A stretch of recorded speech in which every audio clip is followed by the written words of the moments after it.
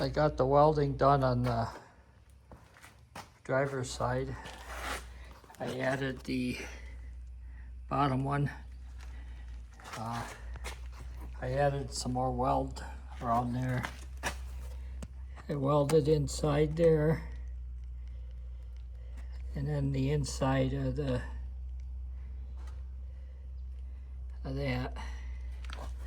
And I welded over there too, inside.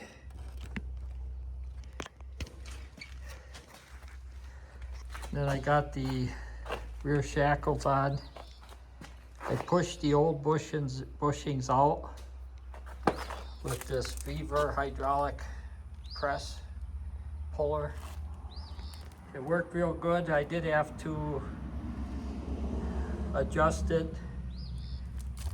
You adjust by here, the stroke is only about 2 inches. So you gotta start back here, and then you're gotta start up here, and then you adjust it back there to get it out. And then I also used it to put the new bushings in.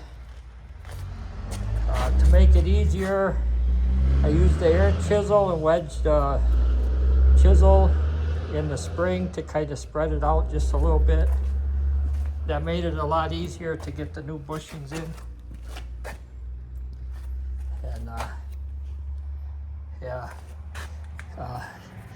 I got these bolts in and the nuts on, but I'm not going to tighten it until I get the tires on and the truck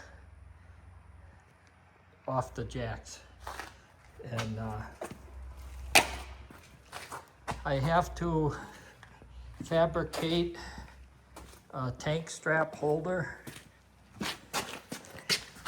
This front one is rusted out. You can see how this is rusted out.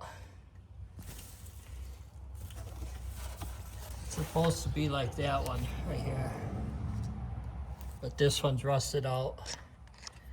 So I'll have to fabricate a piece, and I'll probably weld it onto the frame here, because this whole thing is junk.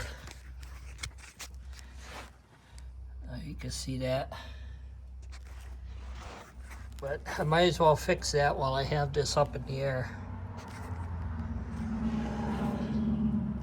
But I did jack the very back of the truck up, but I couldn't get it high enough with the tires on. So that's why I put the jacks under the axles and took the tires off and then lowered the axle so I could get the springs in the shackles. Thanks for watching. Oh, and my helper's here bugging me.